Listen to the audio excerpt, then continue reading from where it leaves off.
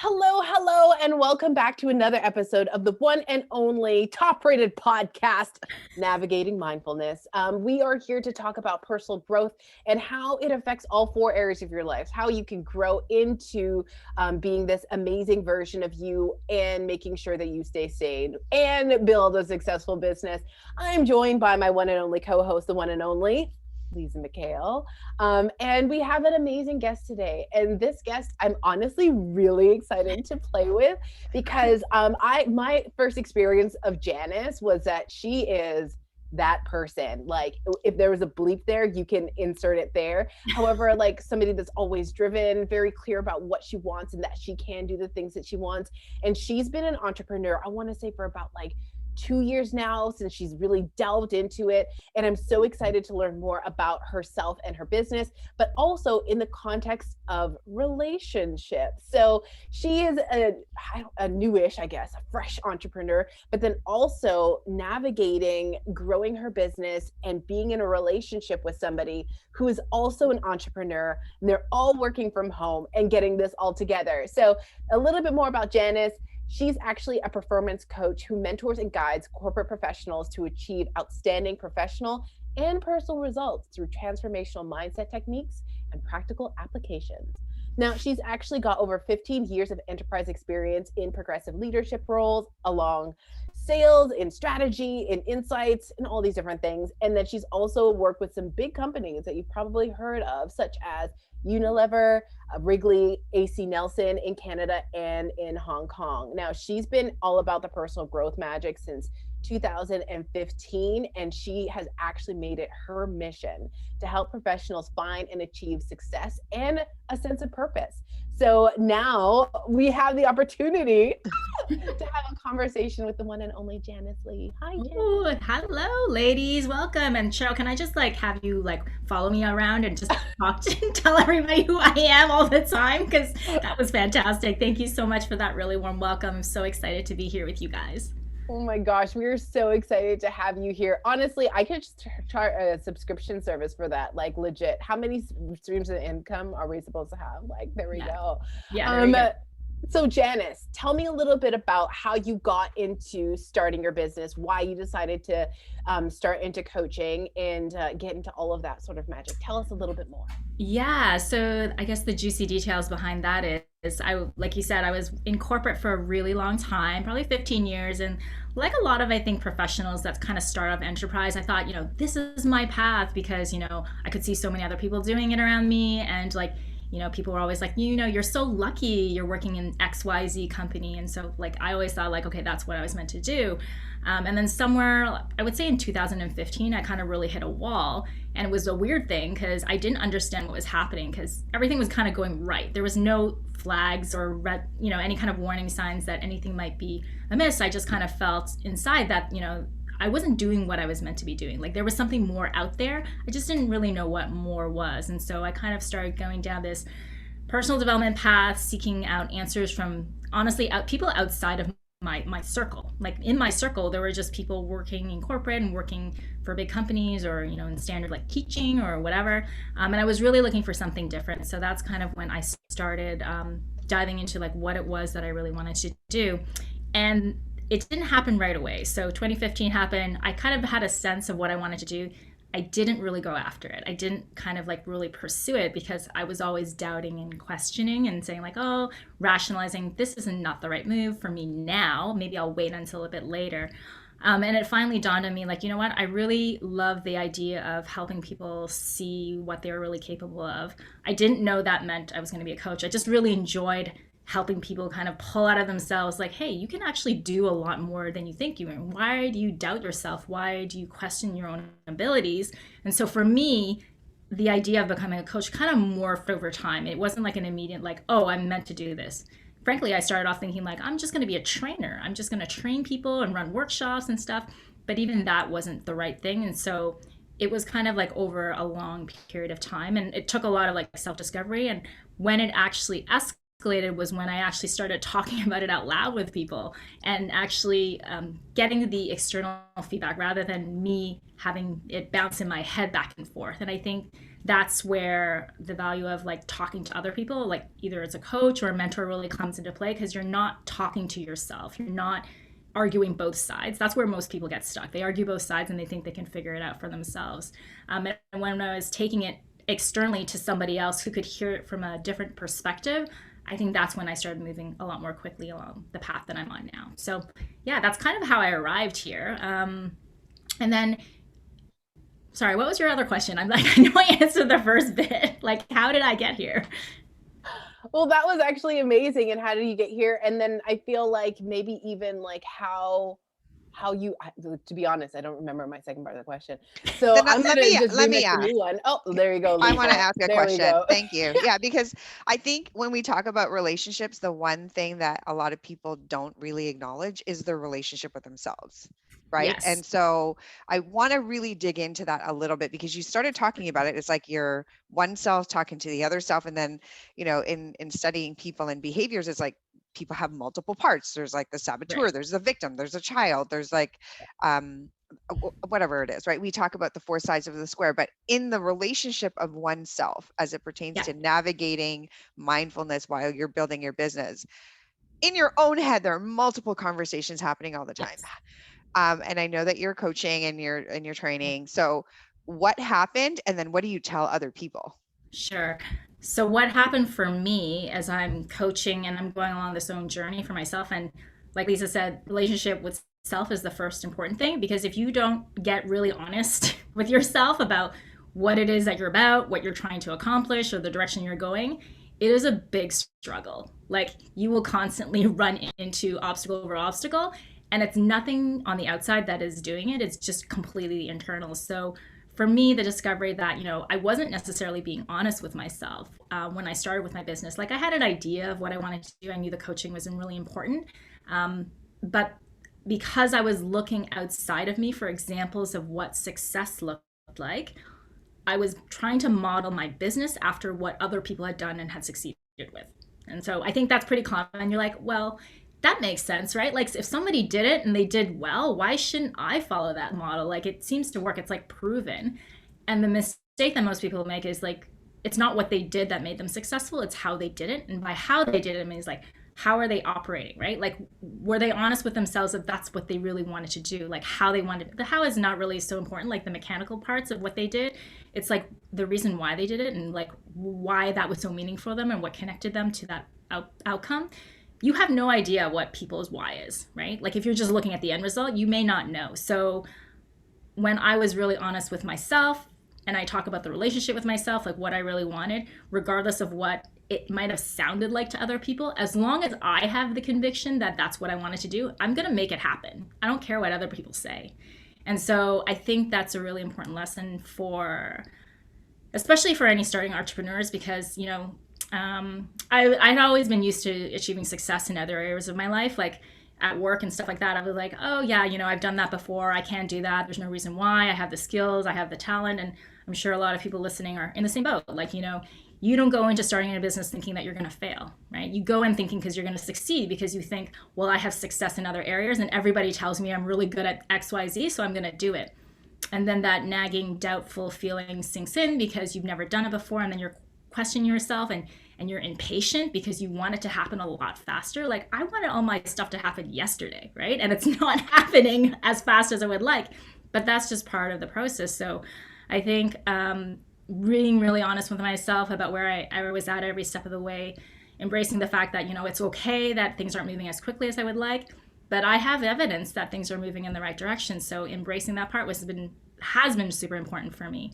And just to anybody out there who's starting a business, like, if you're really honest with like what you're doing right now, and like you like, I have a drive to do it and I see myself doing it, like, stay on that path. That's all I can say. Like, keep at it, but also declare it. Don't be shy and embarrassed about telling people about what you want because you think they're going to judge you. There's going to be some haters out there, whatever, but like, own that. Surround yourself with the people that are actually going to support you in the initiatives that you want, right? Because they know that you're badass and that you're going to make it happen, and that, you just need support. You can't do it alone. So yeah, declare that. That's all I got.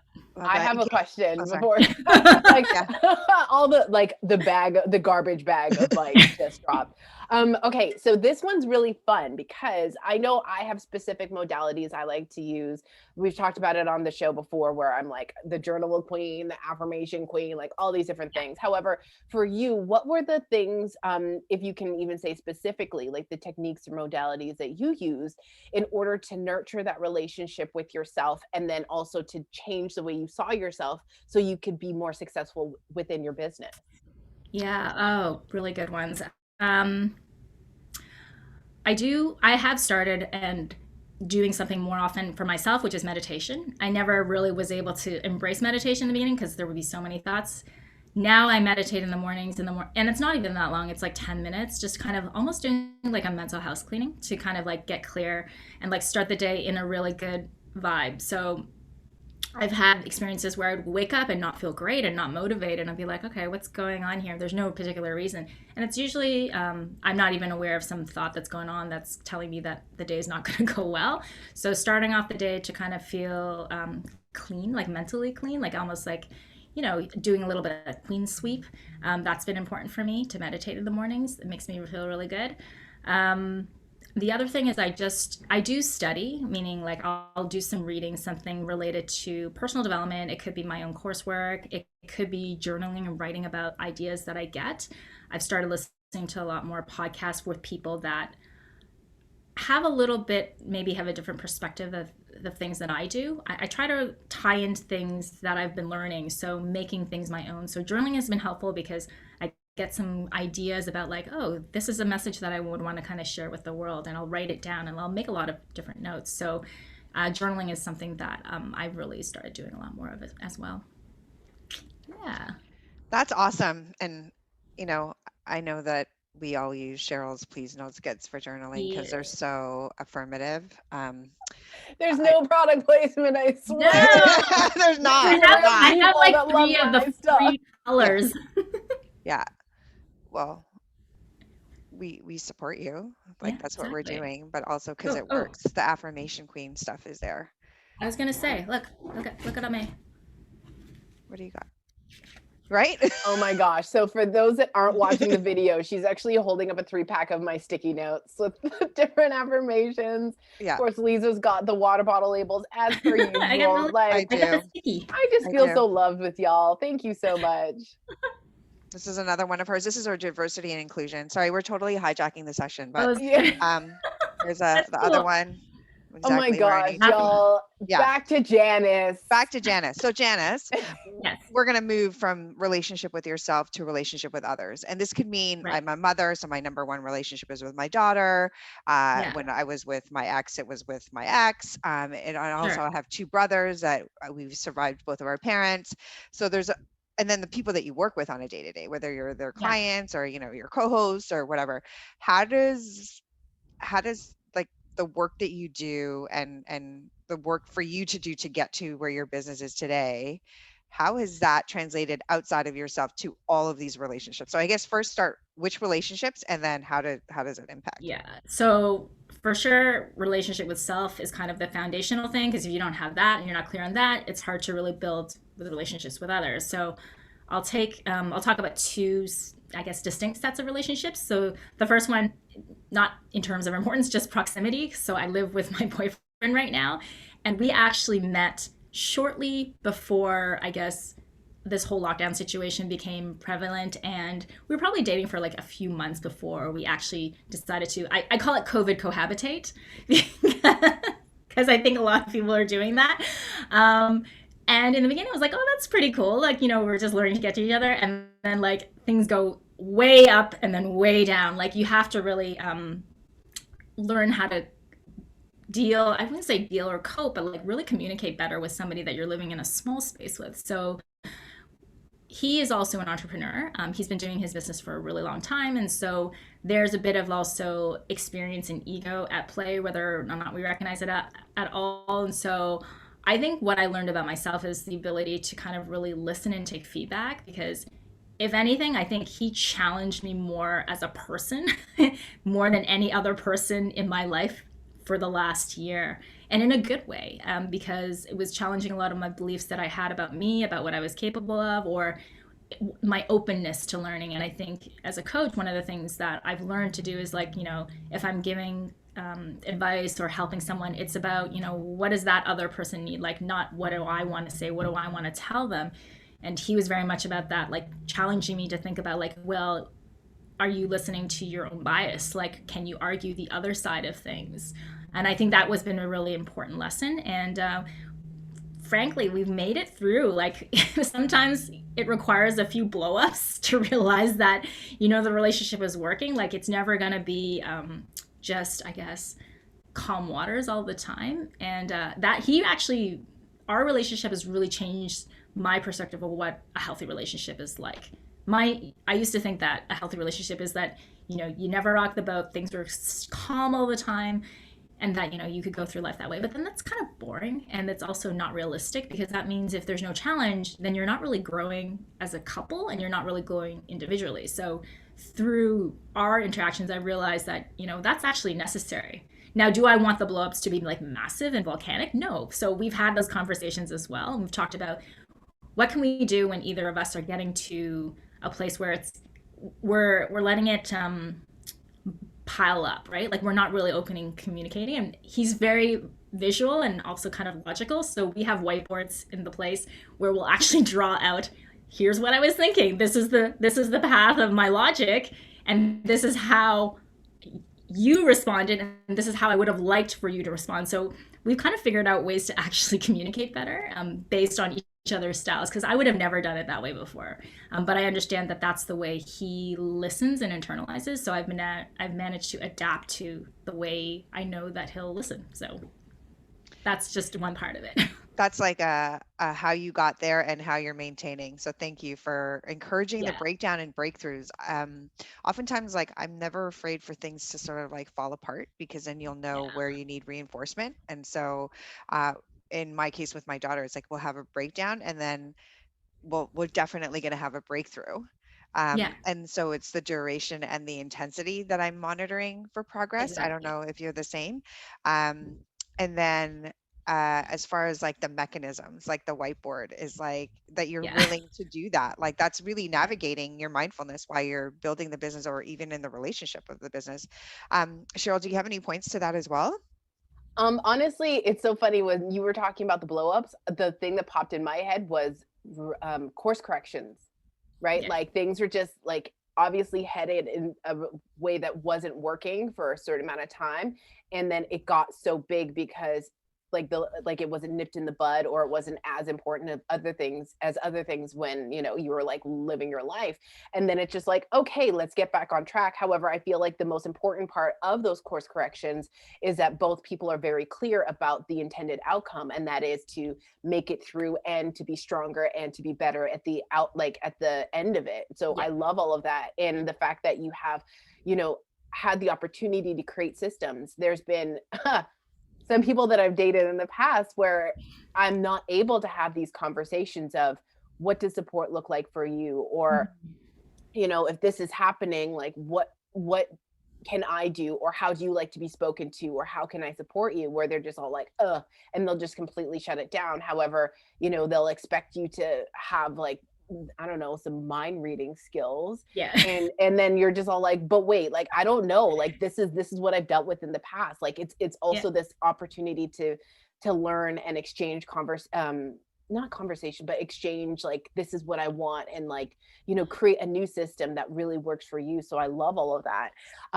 In regards to your business though, so one of the big things that I love is that we always talk about networking and how your network is in fact your net worth. But in regards to, Rona season, like I don't really like, I love people, but like leaving my house, I'm like, and then of course there's Zoom fatigue, all these different things. Sure. And there's just different ways that we have the opportunity to nurture our relationships, to connect with people, and then also to support them now that we're seeing everybody virtually versus IRL. So with those relationships, what have you specifically been doing that feels good to you and your business in regards to nurturing and building these relationships?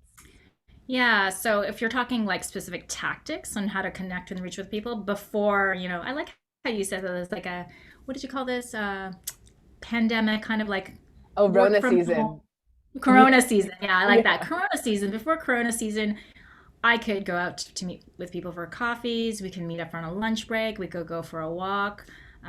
It is more challenging now. I don't think it's impossible because I mean we're all facing the same challenges, so nobody can blame and say like, oh, I can't do business because I can't meet people in person. Well, there's a ton of people doing business like this and they would say otherwise and the results would demonstrate otherwise. So I think it's possible. It's about the effort that you put in to make it happen. And I think it needs to be an authentic effort. Like I know in the beginning I was trying out different things and it was like a bit of a pray and spray methodology, but now I'm a little more intentional and I reach out to people for me because of the audience that I'm working with, like corporate professionals. LinkedIn is a huge source. Instagram a little bit as well, but mostly LinkedIn. So I am reaching out to people that I feel that could, benefit or help from my services. And frankly, I took an idea from somebody who reached out to me because I thought, wow, that's a really great way to do it. And she would just send a very casual message saying like, hey, this is a little bit about what I do. No expectations of working together, but if you need a chat with somebody with this kind of expertise, I'm really happy to have a conversation. And then you invite people to basically connect with you. So that's kind of like the one-on-one way of doing it. Other ways of doing it is I've just created spaces for me to kind of help the people that I know that need some support. So I've created something called a Career Accelerator open phone session. I run it on Thursdays at noon Eastern, and it's just like an open channel for people to jump on and like, hey, if you need some career advice or development, I'm having conversations like this with people all the time anyway. So I might as well make it accessible to a broad amount of people as possible. And there's no pressure for you to like register. So I won't get your email address. I literally just post a link online and say like, if you want to drop in, have at it and, ask questions. And you might not have a specific question, but sometimes listening in will prompt you to think of other things. So I've had people ask me questions about like, what do I do if I'm working for a long time and I really want to know if I can, like, what my worth is outside of my organization. Or some people are like, which is a really common problem, that they're feeling a little bit burnt out and isolated from people, and so they just need an outlet to have that conversation. So those are kind of like two ways that I've been doing it. And then just reaching out to my own, what I realized that not everything is about work. And I was definitely in the modality of like, every conversation I have is about work. And when I was in that mindset, it was hard for me to connect even with friends because I would feel weird that they would think that I'm just talking about work. So now I just schedule time like, hey, let's just have a chat. I haven't talked to you forever. Let's go for a walk or whatever. And scheduling in time to make time for friends, to make time for family. Because I think if your calendar doesn't reflect the way you want to live, then there's something missing, right? Like you want your calendar or your schedule of what you're trying to do to reflect how you want your future to look in like a year from now, whatever it is, not like the hustle and bustle. I think there's a little bit of a misconception about that. So those are kind of the things that I'm doing. And the one thing that we haven't talked about yet in terms of relationships is just family like relationships. So for me, my family all lives about 30 minutes away from me, not too far, but they've been very clamped down about, the corona, this holiday that we're all taking. They don't want to connect. So I haven't actually heard from them in over a week. So I wonder what's actually going on. And I realize like if I want to make time for them and if I prioritize them, I say family is important, I need to be the one to reach out to them. So for me, it's being a lot also more mindful about me saying that I want to connect with my family to make that happen because they might not be the ones to reach out to me. So Yeah, I love that. And one of the big things that I love that you touched on is being very mindful, name dropping. No, being very mindful and intentional about where you're networking. Again, based on your business, your ideal clientele, LinkedIn is amazing for you. But while, putting a lot of energy into things like Reels or Instagram, honestly, like I'm having difficulty with my relationship with Instagram, but like it doesn't make sense. Like there's the ROI isn't there. Another thing that you really touched on that I think is super important, and one of my good friends, Lindsay Johnson, aka the Radical Connector, always says, is to build your business with success in mind, i.e., like what does your business look like when you're successful, and then reverse engineer that. yeah. Meaning, whether it's delegating stuff, whether it's, blocking off weekends, whether it's, thinking about, okay, if I want this amount of income, then that means I want to be selling this amount of products and in this way, right? So just being very mindful of that. One of the things that I also loved is I've been like we keep talking about this, but I love it. I really, really enjoy Clubhouse, and I've had the opportunity to connect with so many amazing people that are into the same things that I'm into, but then Yeah. also just connect on like just super fun things. Like I was on stage with Patty Stanger, like the millionaire matchmaker the other day, and I was like, oh my God, let's talk about things. So that was really cool. But then it gave me the opportunity to play and then also to network and for people to authentically connect with me and know who I am. So I think that that's super important, is like figuring out what ways you can authentically connect with people that feel really good to you. And it seems like, Janice, that you've really found that, especially with your open phone session. We're actually going to be dropping the link in the show notes. So if you want to be a part of that, I mean, please do. I mean, Janice is hashtag amazing, and you're going to hunt her down on Instagram anyway, because like that's just what you do. And then be able to play with her in that way as well. Another thing that I would love to touch base on in regards to building your network is authentic connection. And you talked about that in regards to that person that dropped you that message, is really coming from that space of service. Because if you're coming from that space of service, instead of like quantifying who is this person, what can I get from them, are they worth my time, then it makes it so much easier for you to not only connect with them on a human to human level, like you might be new best friends, but then Yeah. also the opportunity for how do I say, for business to come through them versus from them directly. So they Yeah. might not be your ideal client, and that's totally fine. However, beefing up that no trust like factor and then allowing people to work, like refer you out, like be your evangelist, and therefore allowing you to increase your business and sales in there as well. Yeah. So, yeah, I totally agree with that. Like, how to build authentic connections with people. I think the first thing is like not being afraid to put yourself out there. I mean, in this time, there's no way that you're going to be able to meet people really in person. So, leverage a platform that feels good for you, or is a platform that the audience that you're reaching is going to watch, right? And don't be concerned with like, oh, how many likes am I getting, or are people responding back or commenting? You have no idea who's watching. So, like, for example, like I had a conversation with someone from my past corporate company. She just reached out to me on LinkedIn. She was like, "Oh my God, I'm so sorry. Like, it's months since you messaged me, but like I have some thoughts I want to run by you. My company's interested in doing some work." And so you never know where these opportunities will come from. A lot of times, people need to see you. What I think that it's like you need like 3 to 7 impressions before people even remember who you are, what you stand for. So being first clear, declaring what you're clear on about what you are trying to do, and then continuing to pass on that message, I think it's been really important. And for me, it's all about, I do a lot of content creation now just in the moment. Like I have an idea or a post, I just release it online. Don't really care about like watching. And let's be real, like I will go back and say like, I wonder how many people have viewed this post, or like how many views I get, because I'm just curious, but not really hanging on to it, and knowing that every person that I connect with has an opportunity to develop into something more. Now, I don't necessarily expect that. So, like, if I have a conversation with somebody and I can help them in some way, I'm not going to say like, okay, I'm waiting for something to come back from them. And I think it's back to this whole idea of, I guess, impression of increase or karma, whatever you call it. Whatever good you put out will come back to you in some way. It's bound to. You just don't know where it's coming from. So I think making that a practice and making that a habit is just a good way to be. And frankly, like it took me a while to get to that place, because I will always think like, oh, if I'm good to this person, like to your point, Cheryl, like not keeping like a checklist, like what am I going to get back from this person? Like, are they worth my time? It's not even about that anymore. Unless it's money, because Yeah, like unless it's money. I'm gonna write that down now. Okay, my relationship with money is healed. I'm gonna write that down. Anyway. But you know what I mean, right? You're like, oh, what am I going to get? And you know what?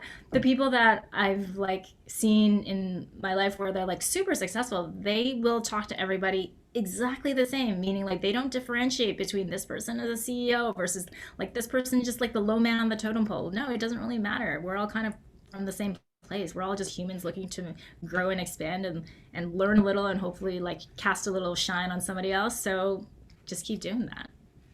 There's a great book. I think it's A Leader with No Title by Robin Sharma. Highly recommend that.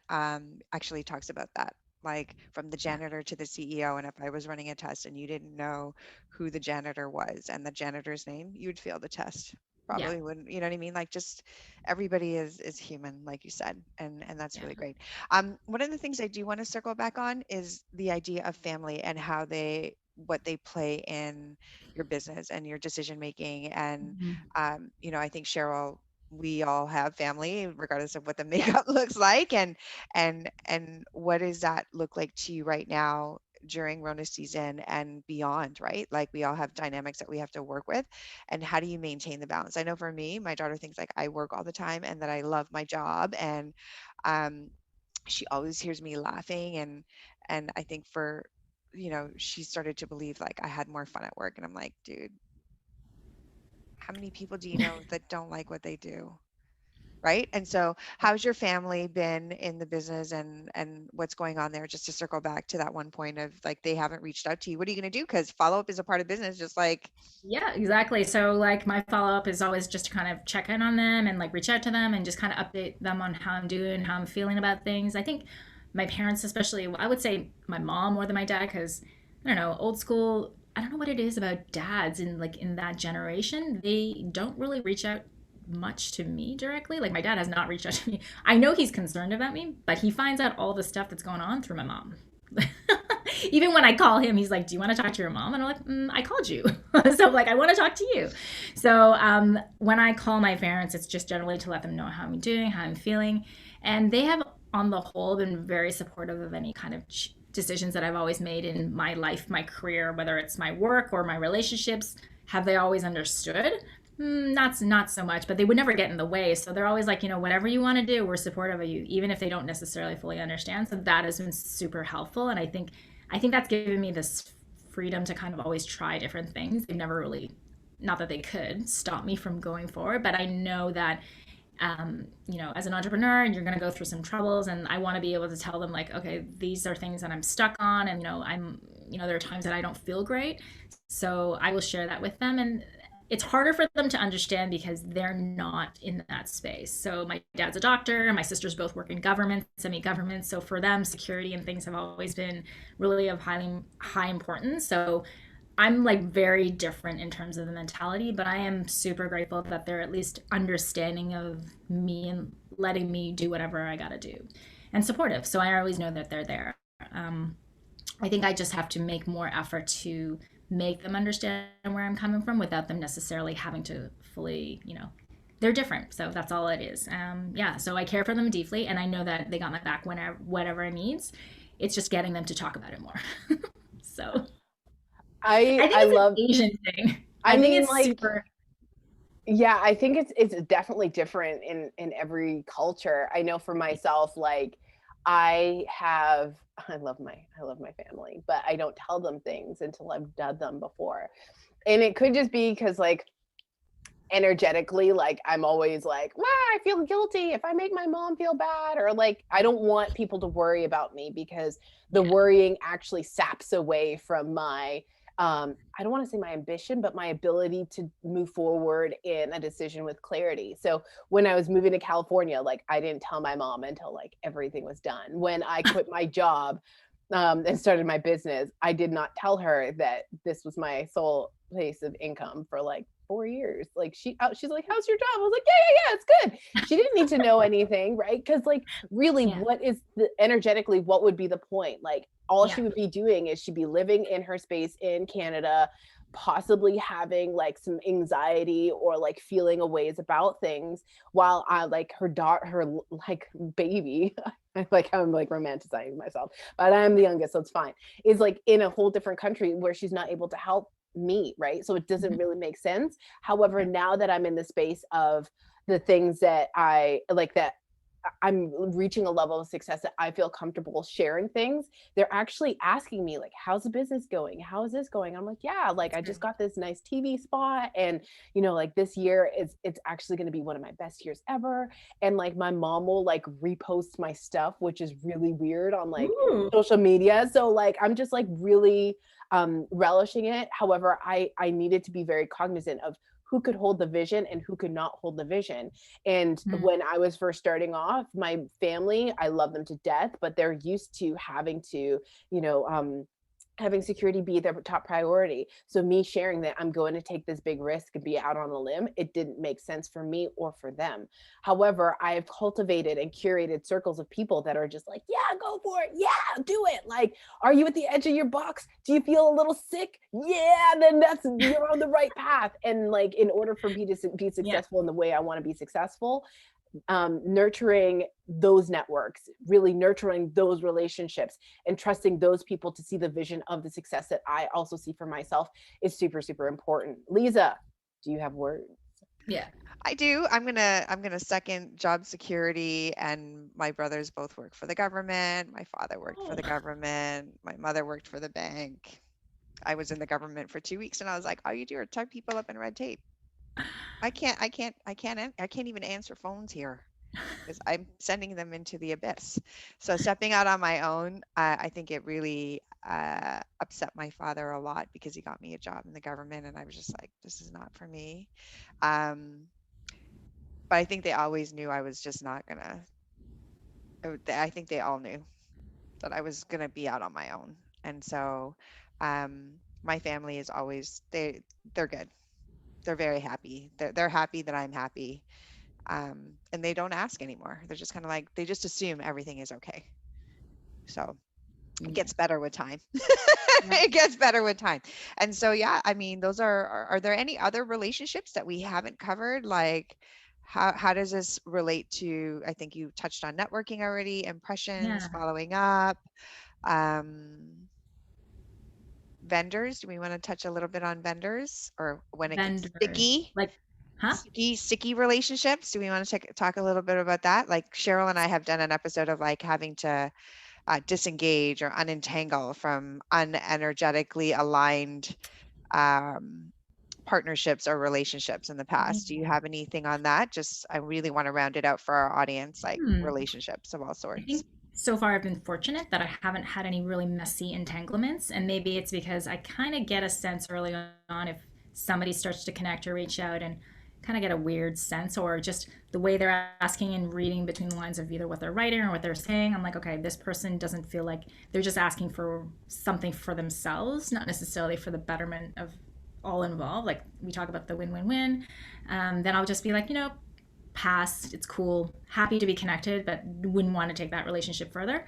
The only thing I would say about sticky relationships, and this is not necessarily a bad thing, but just an acknowledgement, like, been working in corporate for a long time, have lots of friends from many, many years, and everybody's still friends.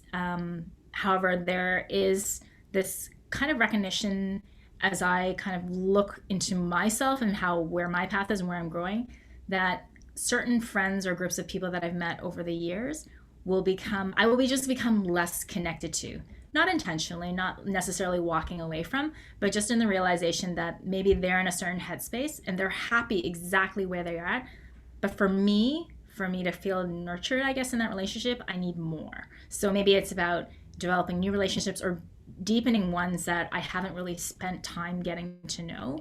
And I think there's a little bit of sadness that gets involved because in these older relationships, like from 10, 15, 20 years ago, you had lots of great experiences together and they were with you through certain hard times, and you want to still honor that. But then you recognize that, I've kind of, it sounds terrible, but like you've kind of grown up more.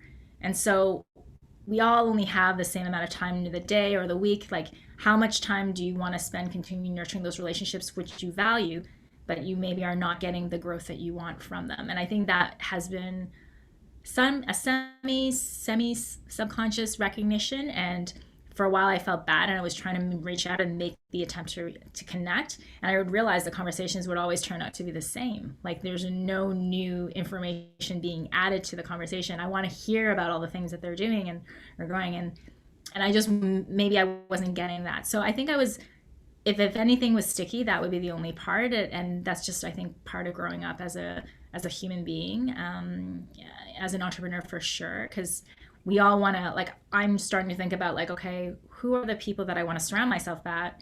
Not people necessarily where I'm at, but maybe a little further ahead of where I want to get to, and learn from those people. So there's a little bit of that as well. I So. love this. And before we close out, do you have anything that you would like to share? Any last tips or tricks or things that you would like to leave people with? Where can they find you?